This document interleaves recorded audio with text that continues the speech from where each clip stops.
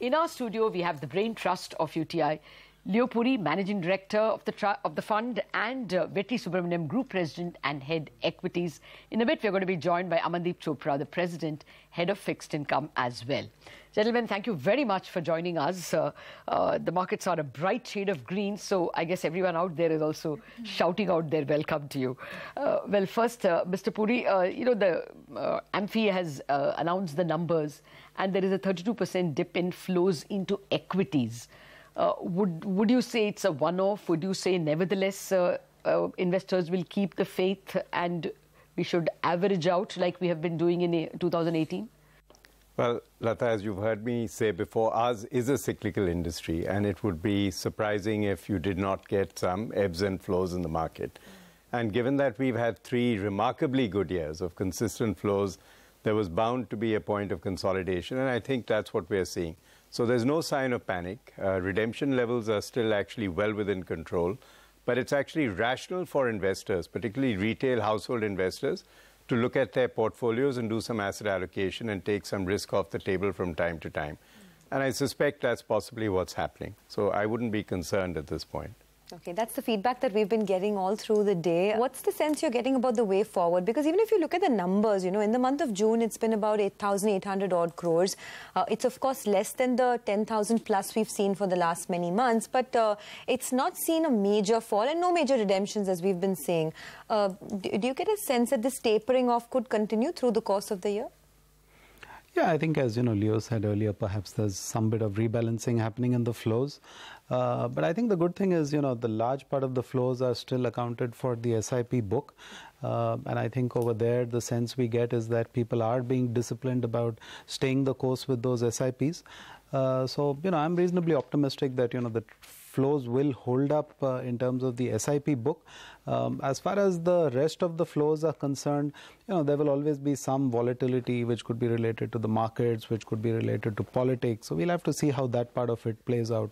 But the crucial part is that, you've got money coming in, and it's important that the money comes in, because remember that corporate India is still quite hungry for raising money, be it for recapitalizing balance sheets, cleaning up their books. So there's still a large amount of supply.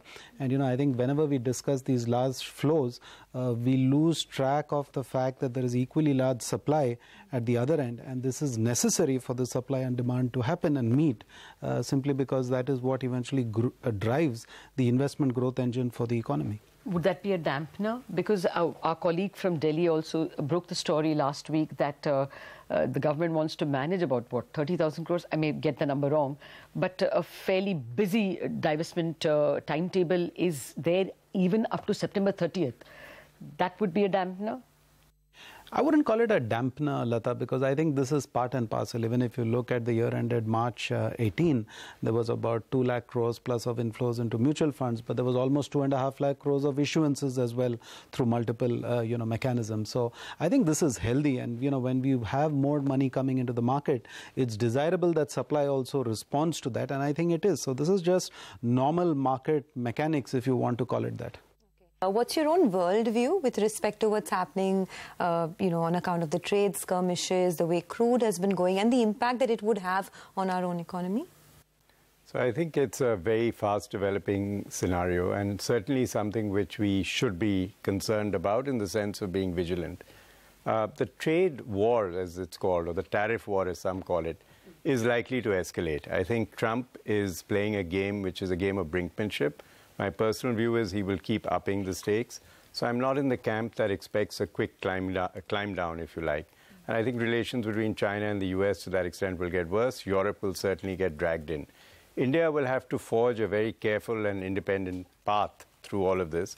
We're not a big re-exporter, so we don't import and re-export like China does. So we're not impacted there. But clearly we need to balance very carefully our relations at this point between the US, Europe, and China. And it's a political game, if you like, as much as an economic game for India. And in that context, the fact that crude prices are rising and we are looking to import from Iran, potentially through a barter deal, is also going to get caught up in this, because as we know, the US has very different worldview from us on Iran. And therefore, the balance between this independent stance on the trade tariff wars and trying to maintain our own access to crude from Iran, I think is going to be a very subtle game of diplomacy. Definitely likely to increase volatility in terms of the overhang on Indian markets over the next few months, and therefore the need for extreme vigilance on fiscal macro management, which I think is recognized by the RBI, and RBI has always recognized that importance, and the DA, MOF seems to also be aware of this. So it's a very finely poised situation, but definitely no room for complacency whatsoever. But Vetri, if that has to be translated into the markets, is there any big negative that can come from global markets? Is that anywhere in your base case? Like will the FANG stocks suddenly go pop? Just about 2-3 weeks back, it did seem like the global markets are going to give us some risk negatives. Well, Lata, all I can say is these things are never telegraphed in advance, right? I mean, if you remember May 2008, I think the then Fed chairman Ben Bernanke famously told Congress that he thought the subprime crisis was, well contained, right? So I don't think these things are ever visible completely for anybody to be able to make a big call of that nature. But, from an investing point of view, the challenge that we see is clearly valuations. Valuations remain expensive, and you never know where the headwinds will come from. So, that's the perspective with which I look at the markets, not trying to forecast, when a big surprise will come, because by definition, you can't know that. Okay, well, we have Amandeep Chopra, who also joins into our conversation. Of course, the rain gods have been very kind to us, but the flip side to that is the traffic. And because of that, Amandeep is now joined in. Amandeep, thanks for joining us. On the rupee itself, there are views that suggest that the rupee could hit 70 very soon because of oil, weakening current account deficit, etc. But what's your own base case? So I think at the current level, our estimate was that at 68.5, the rupee seemed to be fairly valued. But again, like you mentioned, sort of the headwinds are very much there out there, and I think in the backdrop of what's been happening largely on oil, given the backdrop that we've seen, with the trade war leading to some bit of Chinese currency depreciation, I think the headwinds are very strong for rupee. So it's quite likely that it may depreciate further from here. I think I would not rule that out. Structurally, we continue to see a fairly strong and rising current account deficit. And that, I think, will continue to keep rupee under pressure. We also have other tailwinds like, FPI outflows as well. So I think that's only adding to the pressure for rupee. So I think you could actually see rupee depreciate marginally from here. I think in the backdrop of the fact that, all EM currencies are depreciating, we've actually held out pretty well. So we are somewhere in the middle of the pack when you really look at year-to-date currency depreciation. It will be good to some extent that, we allow some of this macro risk to actually dissipate through the currency, because trying to stem this rupee slide in the backdrop of what's happening with EM currencies, largely through a rate intervention or, RBI actually intervening through using its FX reserves, I think will be too premature. It's better that we actually allow rupee to sort of settle more closer to its RER, which, actually, does point towards almost close to, like you said, 70 rupees to a dollar. I think there's a very strong JPM essay on that, saying that they should allow the rupee to depreciate. But anyway, that's academic. And the big question I really want to ask you is, are you worried about the second half borrowing? I mean, this is the first time in our history, in my reporting history, which is not a great deal, that the second half is 60-65% and the first half is 45%. We are struggling through first half. Let's face it, we are at 7.95 every other day. What's happening in second half? Even if you stick to the fiscal deficit, which Piyush Goyal recently reiterated, where do yields go? I think the second half is going to be very tough for the government. It's not just the funding as far as the fiscal deficit is concerned. It's also to do with the fact that a lot of corporates now are actually borrowing more onshore. With what's been happening with rupee and the outlook on the US rates, clearly a lot of ECB borrowings are actually coming onshore, and you're seeing signs of that. A lot of corporates, especially the premier AAA rated corporates who were sort of borrowing overseas, are now hitting local markets. We're seeing issuances from a lot of large AAA corporates in the local bond markets. You're seeing the banks actually talk a lot more constructively around growing the corporate balance sheet. So I think it's very clear that that additional supply, combined with the additional supply that we'll see from the government, both state and the center, is going to have a very big overhang as far as supply is concerned. So levels, are we looking at 8+ for government paper?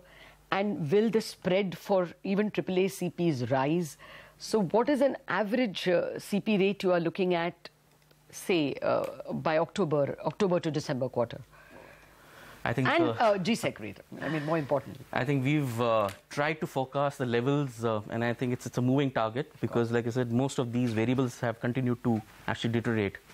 So in terms of, I guess, the 10-year yields, we are looking at, the 10-year clearly breaching 8%. It's going to be in the backdrop of what I mentioned, not just supply, but also we are forecasting 2 more rate hikes from the central bank. So I think that will continue to keep pressure as far as yields are concerned.